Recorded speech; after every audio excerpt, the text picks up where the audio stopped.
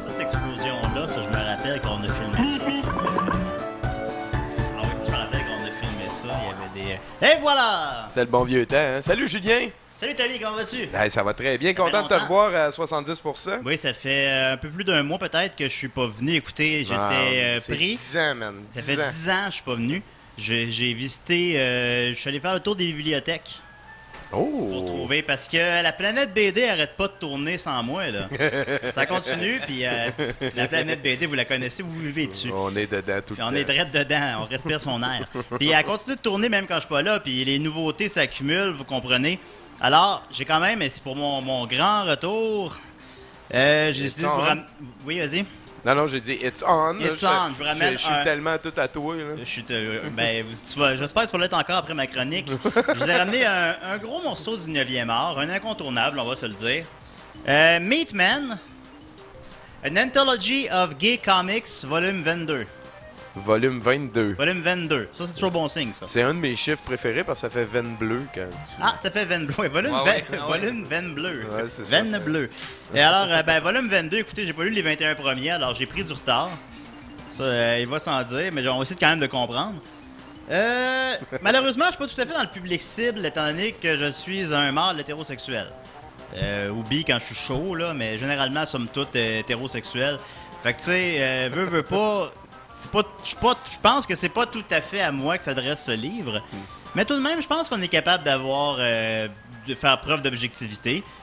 Et de explorons-le ensemble de pour ton l'explorer retour ensemble à puis de voir 70. ses qualités. Alors j'espère qu'ils n'auront pas mis plus d'attention sur les dessins que l'intrigue, hein. Fait que... Alors voilà, il y a des, ça commence avec le sommaire.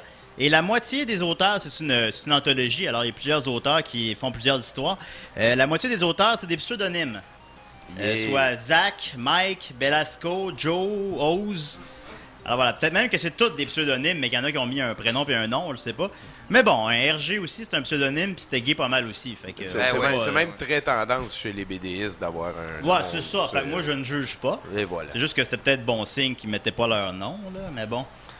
Peut-être que tu vas gagner un niveau de bédéraste aujourd'hui parce que t'es pas mal dans du profond, là. Moi, je suis dans le profond. Ouais. Alors, on commence. Alors, on va y aller, hein. Faut commencer. Bike Boy. Alors, Bike Boy, c'est un gars qui fait de la moto. Puis là, il arrête au garage. Puis là, il se fait sucer. Puis après ça, il se fait sodomiser. Puis après ça, il en croise un autre. Puis il le suce. Puis se fait sodomiser. Puis là, il se passe la même chose une troisième fois. Il était là pour un changement d'huile, je pense. Voilà.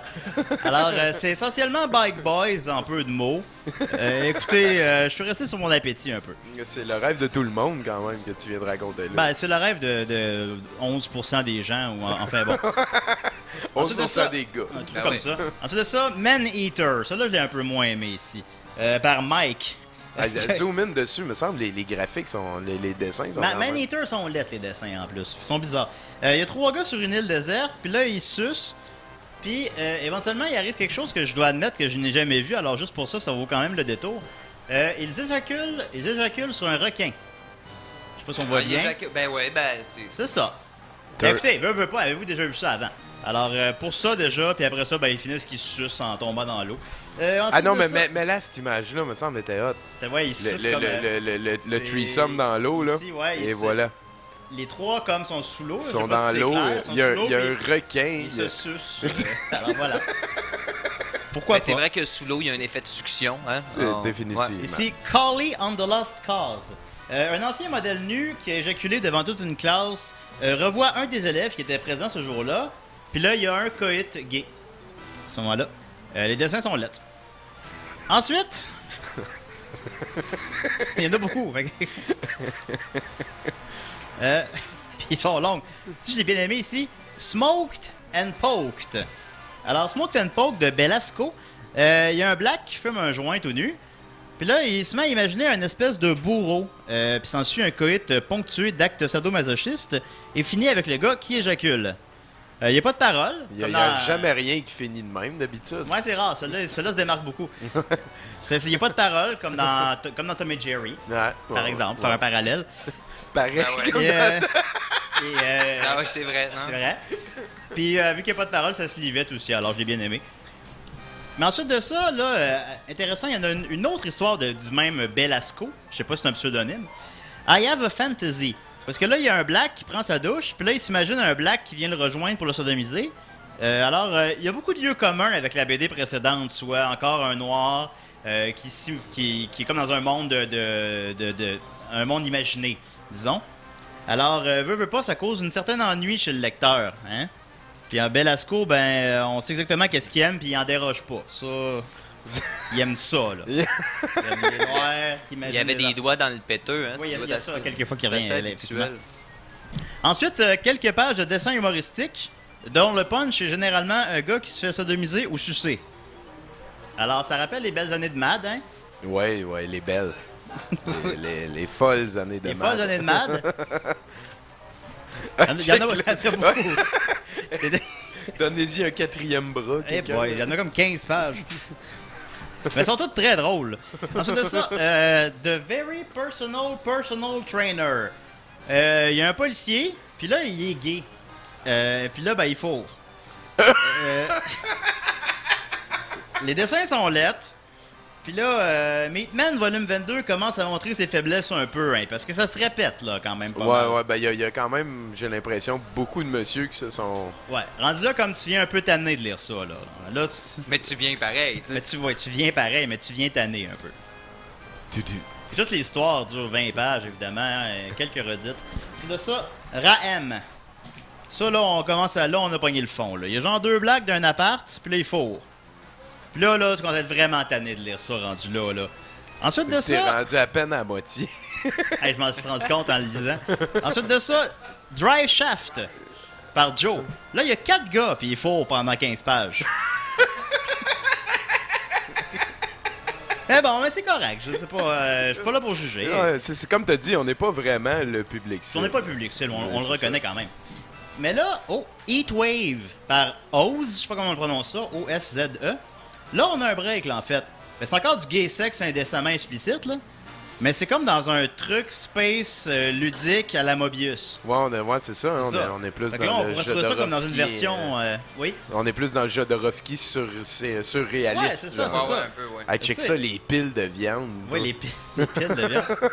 Fait que ça, on pourrait retrouver ça comme dans un métal hurlant si c'était juste du gay hardcore tout le temps. C'était correct. Hey, check, c'est gay Satan. C'est un peu dur à suivre, par exemple.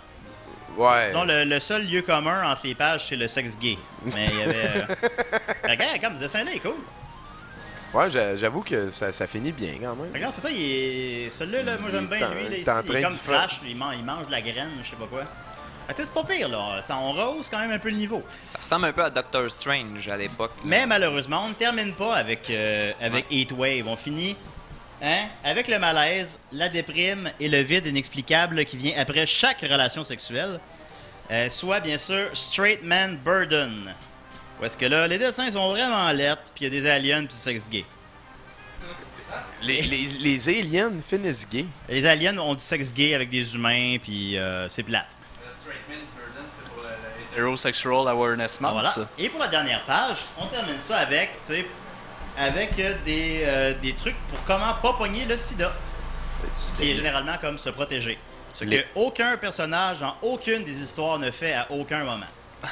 Alors, puis là, ils nous ont mis ça à la dernière page. Ils ont mis la dernière page pour, rappeler ça. C'est sûr. Moi, en tout cas, j'ai appris en lisant mon comic book gay, là, comment me sauver du sida. Ouais. Pas que la bande dessinée ait la responsabilité de nous apprendre comment pas pogner le sida, mais en même temps, viens pas en parler à la fin quand tout le long, ça te dit comment le pogner. Mais bon. Mais cela étant dit, je dois quand même dire, à cause de cette responsabilité sociale qui accompagne et à cause que, objectivement, je ne suis pas dans le public cible et que tout de même, il y a beaucoup de dessins qui sont assez réussis. Je donnerais la note de 22 sur 10. Veine bleue sur 10. De veine bleue sur 10 taquin. à Meatman. Je terminerai avec une citation de Giz qui n'a aucun rapport avec rien. Mes amis me disent « Regarde, c'est une photo de moi quand j'étais jeune. » Mais chaque photo de toi, c'est une photo de toi quand t'étais jeune. Oh!